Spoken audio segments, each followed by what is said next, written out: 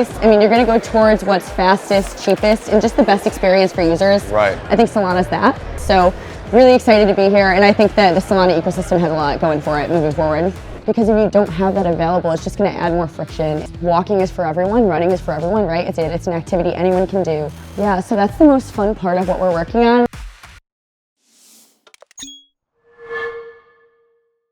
Caitlin, thank you so much for making time to talk to us today. I really appreciate it. I'm sure it's been an insanely busy month for you leading up to this. We're here in Singapore for Breakpoint 2024. Can you briefly introduce yourself, tell me a little bit about how you got into the space, and then we can dive into Moonwalk and Breakpoint and all the exciting things that are happening here in Singapore. Sure. So my name's Caitlin. I'm the Director of Growth for Moonwalk Fitness. Moonwalk is a fitness accountability app to help users build daily healthy habits. I actually started my career in finance and got into the space on accident, working for an early stage startup. Didn't know anything about crypto at the time, but I was hooked. So ended up switching from that role into working for a DeFi protocol doing marketing and comms. Okay. Now running all things growth for Moonwalk, which has been a blast. What do you do day to day now, and is it significantly different to what you were doing in your previous job? Absolutely, yeah. So right now, I mean, Moonwalk's a consumer app, so definitely a lot of fun, a lot of working in kind of BD and getting different projects and people in the space involved and trying it out, onboarding new communities, just a lot of really engaging with the Solana community and obviously building that out as we grow the product to a more mainstream audience. So a lot of externally facing work, a lot of working in comms, a lot of getting marketing materials together. It's been a lot of fun.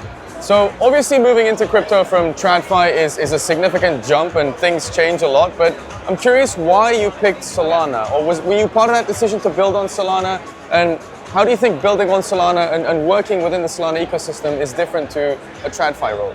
So a lot of differences from TradFi, obviously like very early stage tech in Solana and crypto in general, which is a lot of fun, super fast paced, wearing a lot of hats in any job that you do.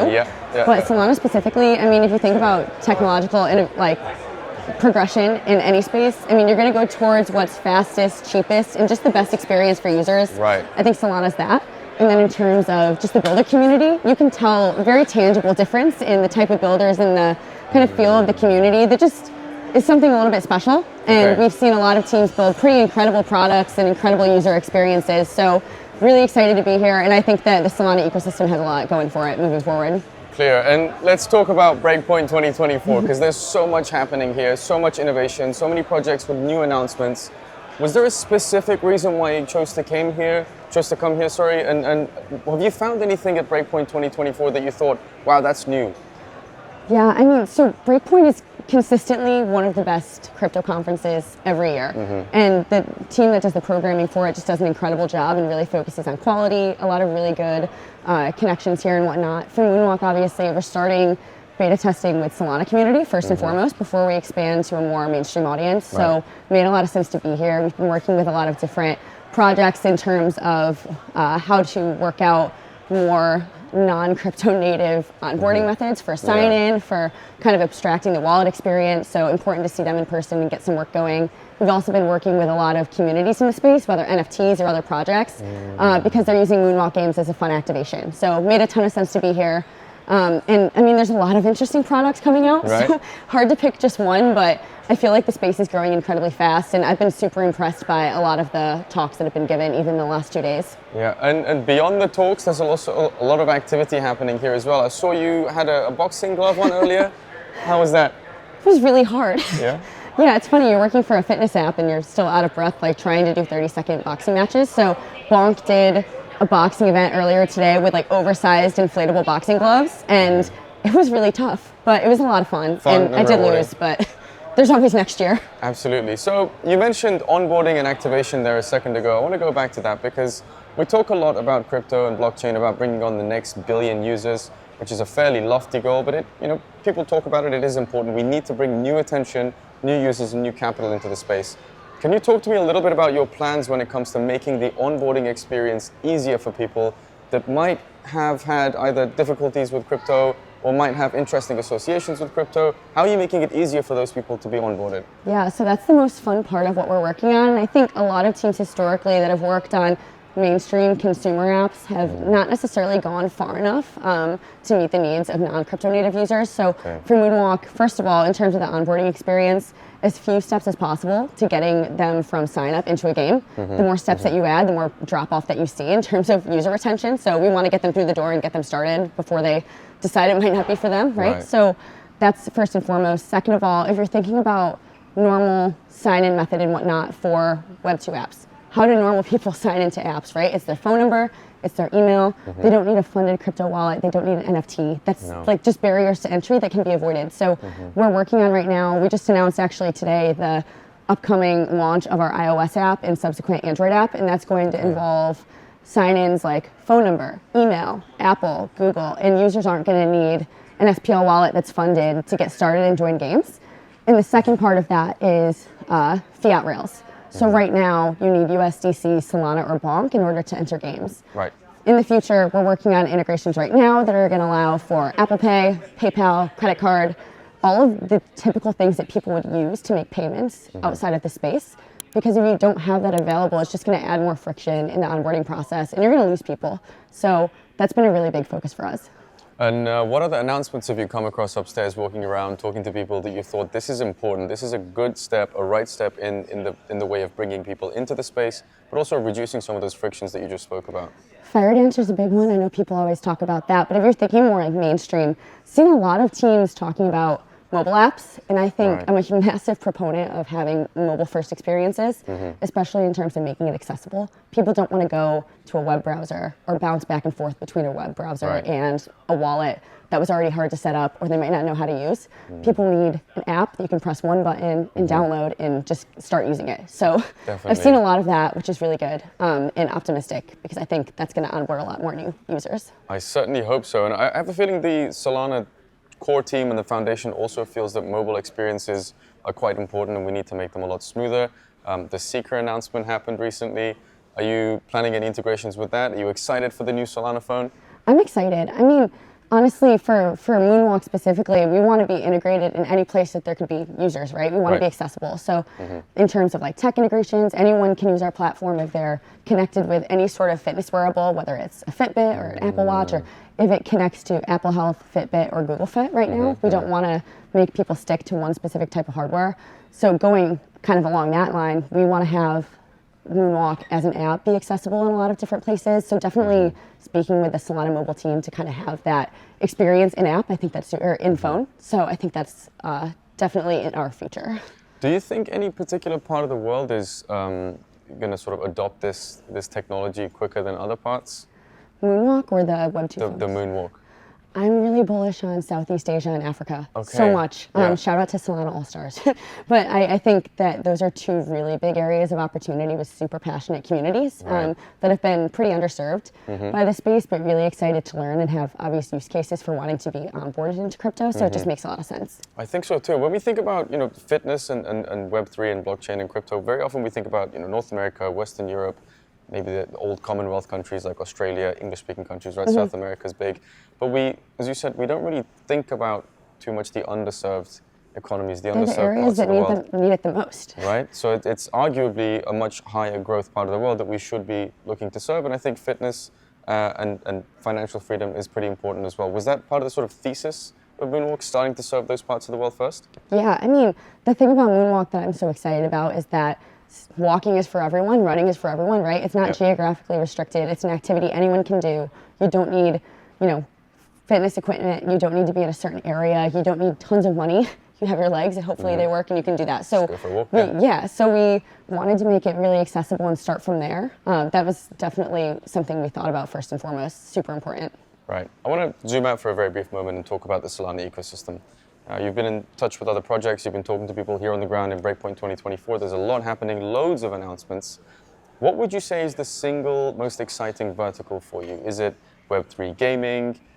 Is it AI? Is it DePIN? Is it DeFi? What really gets you thinking this has a massive amount of growth potential?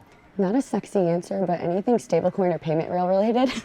I feel like it's not the thing that people talk about. It's not like the shiny, sexy product announcements, but that is what is going to facilitate any sort of new funds flowing in and out of the space, new users coming in. It's going to make them easier. Any products that bridge the gap are going to be super important. And I think stablecoins just in general have absolutely incredible applications that in a lot of countries are very, very necessary. And I want to see those adopted more. Absolutely. I mean, it's definitely not a shiny Lambo. We've seen a few supercars outside, but I agree with you that it's important. Institutions are paying attention to it, and I think it's going to be a high growth area as well. Beyond that, what are your thoughts on things like Web3 gaming? Do you think it has as much growth potential as people think, or are we maybe missing the mark in some sense? Well, I feel like it goes back to the UI UX in terms of what the onboarding experience looks like and what it needs to get started. Okay. I feel like a lot of the Web3 gaming is very much native to Web3 and Web3 users. Right. So if there's an interesting product that people want to use, you want to make, again, going back to the steps to onboarding, and if you need a crypto wallet to start and what the sign-up process looks like, I don't think a lot of the Web3 games are catered towards a mainstream audience right now. I'd love to see it happen. I think it's something that a lot of teams are probably thinking about, but I don't think we're there yet. We're not there yet. And speaking of being there, I'm curious what your thoughts on the sort of maturity of the Solana ecosystem as a whole is. Are we needing some sort of inflection point? Do we need a growth catalyst such that people think the Solana ecosystem is a mature environment that you can build a business in? Or are we maybe doomed to be thought of as a meme casino, as a largely speculative environment for the foreseeable future? I mean, speculation is definitely like a feature, not a bug, and it's important. And it's definitely not the only use case here. I mean, even looking back at like the Breakpoint agenda this past week, right? You've seen some of the biggest financial institutions here. You've seen PayPal here. You've seen massive, massive firms that are choosing Solana specifically. And I think that speaks volumes more than a lot of what you see in the echo chamber online. And that's going to be a substantial amount of flows coming in. So that's something to focus on, but you kind of get lost in the noise of everything else that's going on. It's still happening. And I think that's, something that is a little bit underrated. Right. And would you say then that Solana should be considered a mature ecosystem, among the likes of Ethereum and Bitcoin, where things are the way they are and we just accept them and we shouldn't maybe attack people for speculation? Yeah, I think there's been a lot of hating on speculation. That's a feature outside of this space, right? It's a massive industry. Everything, you can speculate on pretty much anything. It's the genification of just about everything in this world. Yeah. It's where everything's going. Crypto is not the only space that's happening in. So I think people like to nitpick that as the only use case if it's something that they already weren't interested in my opinion. But there's obviously a lot more depth there. And I think obviously the space is going to continue maturing over time, but I think we're getting there too. People are missing that. Obviously there's, a lot of clownish activity going on and community things that might distract you from that, but there's a really material growth and big opportunity at like an institutional level already in the works. So, as you mentioned, institutions are here, PayPal's here, Franklin Templeton was talking to people earlier upstairs as well. But on the other end of the spectrum, you've got things like Iggy Azalea's Mother Token, launching, they were having a party at a strip club and there's talks of a casino there, a real life casino.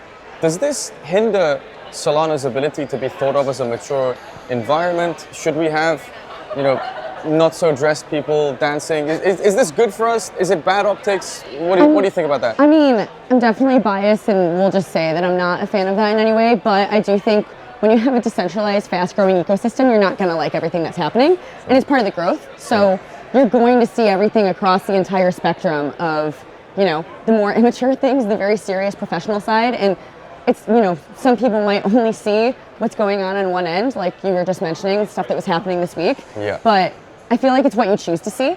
And you can never control within this massive ecosystem that's growing so quickly what's happening. Right. So it's going to be appealing to different parts of the market, which I think is good for a robust ecosystem. I don't have to like it, but if it's bringing a different group of users in and, they're impacted by that and seem to be enjoying it and stick around, I can't hate on that too much, although, not personally a fan, but still, good for growth. There we go. So it doesn't need to overshadow the real innovation, the real progress, the real products and services that are being built here. Yeah, I don't think it has to. I think a lot of people want to point to that and say that it will. But again, I think people kind of look for the information that they can find to verify what they already believe. So there's a lot out there for the people who are willing to actually look. Right. What are you excited about over the next 12 months? Where do you think attention is going to go? Where do you think capital is going to go? What are you looking forward to hearing? There's been a much bigger focus, it seems, on consumer apps, which obviously biased in what we're working on, but that makes me very happy because I think historically it's been a really, really high focus on infrastructure, which, I mean, at certain points necessary, but, at the end of the day, if you want to onboard the next 100,000, million, billion users, whatever that number is, you need to create products that people want to use. And that's at the consumer level. It's not going to be these obscure DeFi protocols. I mean, there's a role for them, but there needs to be more. And I think the more consumer sort of pathway for builders is something that really needs to be focused on if we want to grow this space rather than just cater to the people in it already. Where do we follow along with the developments at Moonwalk? Where can we follow you on the socials? Should we go to your website? Should we download the app? What do we do to make sure we know all the things you're working on? Yeah, so a lot of the updates are on Twitter at Moonwalk Fitness. That's probably the first place to go. The website's moonwalk.fit if you want to sign up. Right now, it's still in web browser, but again, the iOS app and then following with the Android app is going to be released very soon, so follow along for updates there. I'm excited for the part where we can tell people to press one button and get started all in one spot. One click. Thank you so much for talking to us today. I really appreciate it. I'm sure it's been a very busy week for you, so thank you for updating us. Yeah, thanks. Thank you.